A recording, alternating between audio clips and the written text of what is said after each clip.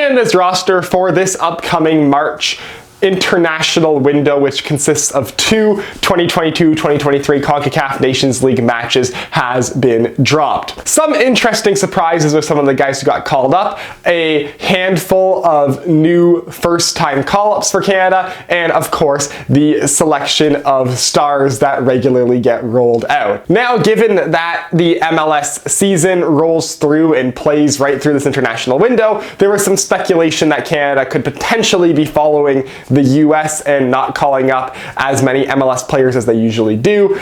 Well, this is a less MLS heavy roster for Canada. It seems like that is done in favor of playing more guys who deserve shots from Europe, as there still are 6 MLS call-ups on this roster, but all 6 names, with the exception of Ayo Akinola, are all guys who are more established with the national team, and more of the fresh, newer faces are all from Europe. So, breaking down the roster, let's start off with the goaltenders. Now, Milan Borjan, of course, he's the starting goalie for Canada. Some people criticizing that we're still rolling Borjan. He's getting old. He probably won't be the goalie for 2026. But hey, these are important games to qualify for a Nations League finals. Milan Borjan still right now is Canada's best goalkeeper, so why not play the number 1 while he still is the number 1? Dane St. Clair also stays with the team after he was the number 2 goalie at the World Cup. The injury to Maxime Crépeau that he picked up in the MLS Cup final is still keeping Crépeau out, so for the time being, Dane St. Clair still is the number 2 keeper. And with the number 3 keeper, Canada has gone and done something that I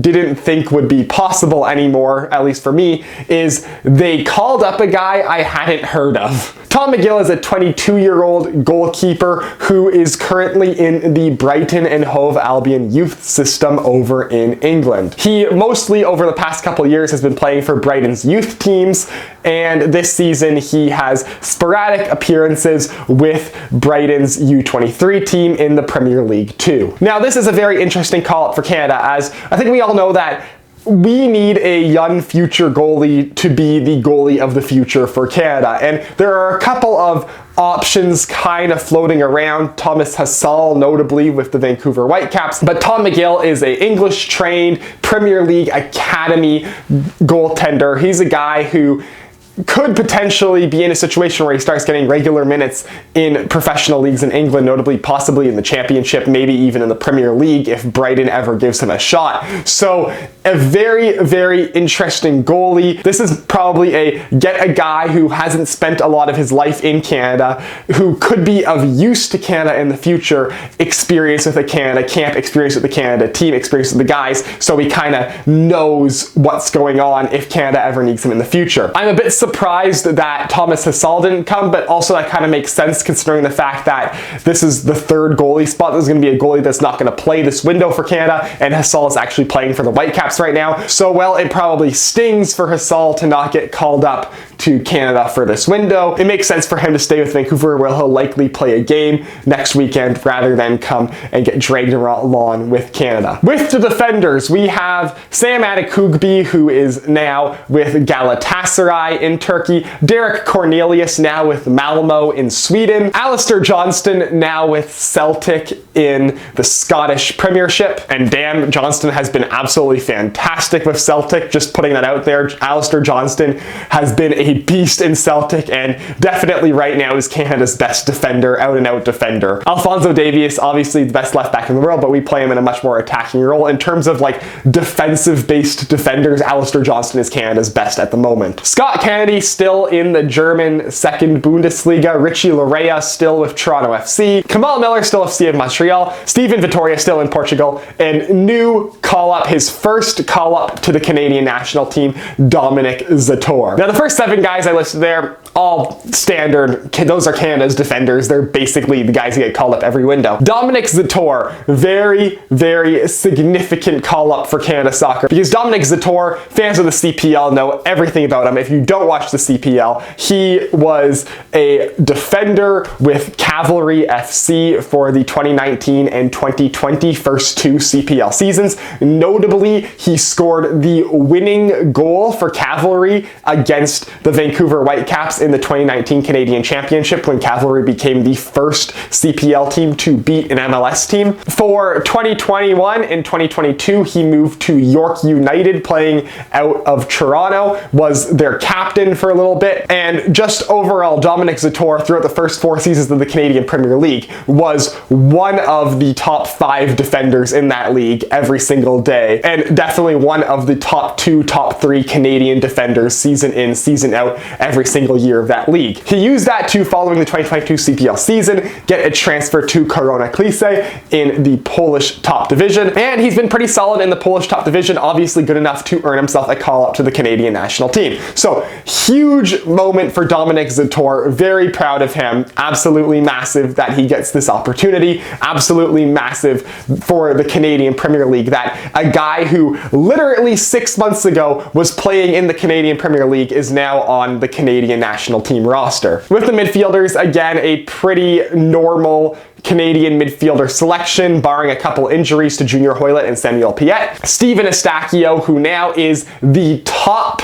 rated on transfer market midfielder in Portugal, in the Portuguese top division. He has turned himself into a world-renowned player for Porto. And honestly, what a meteoric rise for Eustáquio that I think needs to be mentioned. Atiba Hutchinson returns to the squad. I'll come back to him after I list everyone else. Mark-Anthony Kaye of Toronto FC, Ishmael Kone of Watford, who just moved to Watford in the winter. He's having a good time at Watford. Victor Laturi, another guy like Zator and McGill, getting his first call-up to the Canadian national team, and Toronto FC midfielder Jonathan Osorio. Now, 2 guys of note there, Hutchinson and Laturi. First things first, Atiba Hutchinson. Hutchinson is done with Besiktas in Turkey. He's not playing for them anymore. They've, I think, scrapped his contract. So, in terms of club football, Atiba Hutchinson, as of right now, is clubless. And at 40 years old, it's going to be hard for him to find another club. It looks like he might be looking towards retirement. So him getting this call up to the national team,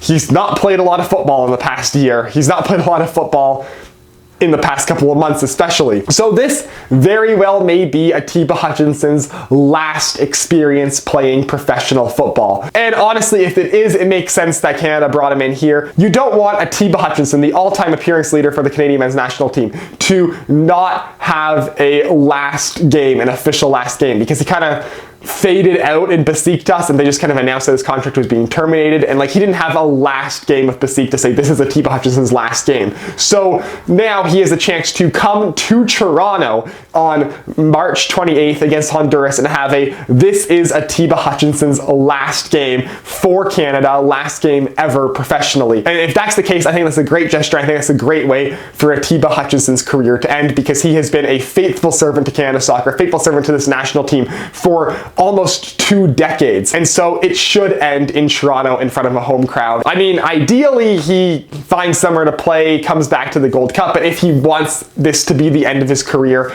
this is a pretty damn good way to end it. And from the end of one guy's national team career to the beginning of another guy's, Victor Laturi, another second former CPL player, second former Cavalry FC player getting a call-up this window following Dominic Zator. Victor Laturi is a 21-year-old midfielder who started his professional career in 2021 with Cavalry FC in the CPL. Played the entirety of 2021 with them, the first half of 2022. He was a standout player as a 20-year-old in the Canadian Premier League, and that got him a transfer to Ross County in the Scottish Premiership. After transferring to Ross County back in the summer, he's made 21 appearances for Ross County across all competitions, including 17 in the Scottish Premiership. He's a regular player for them, very, very talented young midfielder, and another guy that has potential to have a long and fruitful Canada national team career. So hopefully this is the first of many call-ups for him,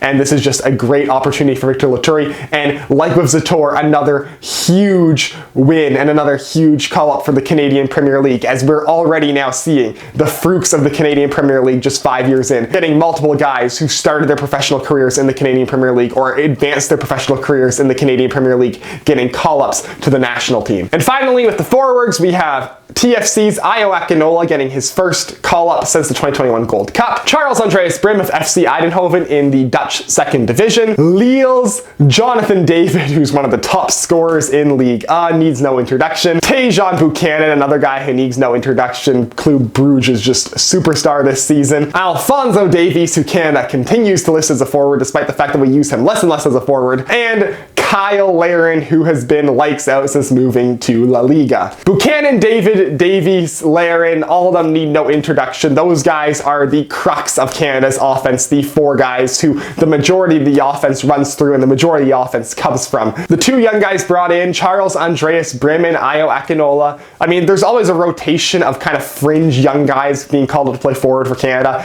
and like they don't get a ton of minutes. Lucas Cavallini is supposedly hurt, so that opens up a spot that probably Akinola took. Brim has been in and around the national team the past couple years. There's a couple other guys, Liam Miller, Ike Ugbo, who could have taken this position. Brim gets it this time. I'm not really sure how John Herdman makes a decision of which of those younger tier 2, tier 3 strikers for Canada gets the call-up, but this time he chose Brim. Ayo Akinola is the interesting one though. Ayo Akinola for Toronto FC, he hasn't really done anything to suggest he should be on the national team since 2021 prior to that Gold Cup injury that put him out for almost a whole calendar year. It hasn't been great to start the season of TFC. Like if you're going to pick guys from MLS, Jacob Schaffelberg was right there and he's been absolutely lights out to start the season. I guess you'd want a more out and out striker, but you have David, you have Larin, you have Brim, you don't need a fourth out and out striker. And if you were going to pick a fourth out and out striker, again, Ayo Akinola is a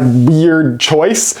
Maybe they want to show the good faith and like get him back into the system. Maybe they think if they get him back in the Canada system, he can kind of reset him back to that 2021 form. I have no idea. Interesting call-up.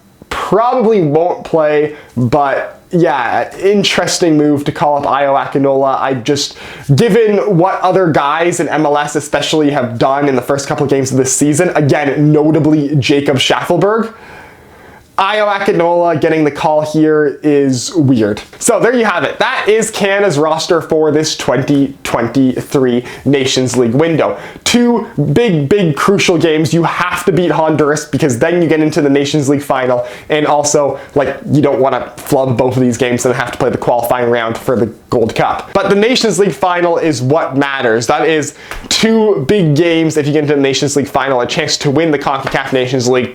Guarantee play one of the US or Mexico. Best case scenario, you get to play both the US and Mexico. So this is a team that we keep saying Canada needs to play more big games. That was the problem with the World Cup. You beat Honduras, you beat Curacao, you get to play the big games. Big window, but at home in March, I can see this roster easily handling Honduras. That shouldn't be a problem. The Nations League final should be well within reach. So that is for this video. As always, if you'd like to hit like, if you want to see more of my stuff, hit subscribe, follow me on Twitter, link is down below in the description, and I will see you next time.